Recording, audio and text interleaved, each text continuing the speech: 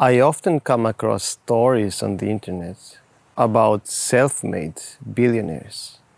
That is, people who supposedly started with nothing and, against the odds, achieved unimaginable wealth. But how true is any of those stories? Can anyone truly be a self-made billionaire? Not really. First of all, a lot of the so-called self-made billionaires did not actually start with nothing.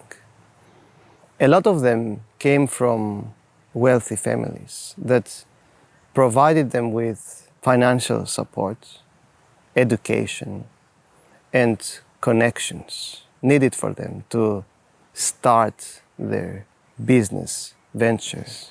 So a lot of so-called self-made billionaires had a head start compared to the vast majority of people. Now, even those who did not come from wealthy families did come from relatively wealthy societies. Societies that provided them with the infrastructure necessary for them to become rich. Societies that provided them with the public goods and services, such as roads, electricity, telecommunication systems, legal systems, healthcare, and so on, required for any business venture to go well. So, to say that someone is a self-made billionaire is to dismiss all of the work that countless individuals do to help our society function. The importance that society plays in some people becoming billionaires is evidenced by the fact that people from wealthier countries are way more likely to become wealthy than people from poorer countries. Imagine a starving child somewhere, let's say in Africa, becoming a billionaire in the conditions that it lives in. And you will understand that nobody is truly a self-made billionaire.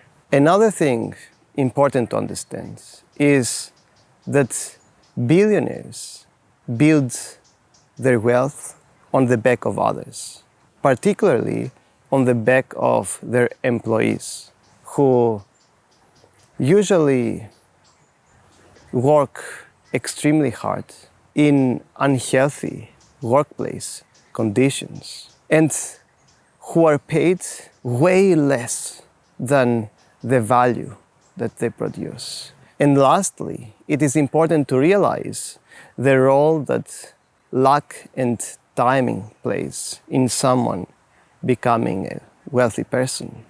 A lot of those self-made billionaires were lucky to be at the right time in the right place.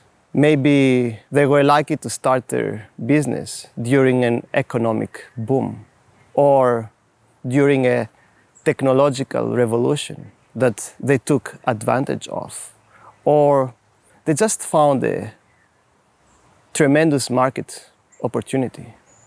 Things that are, for the most part, beyond the control of anyone.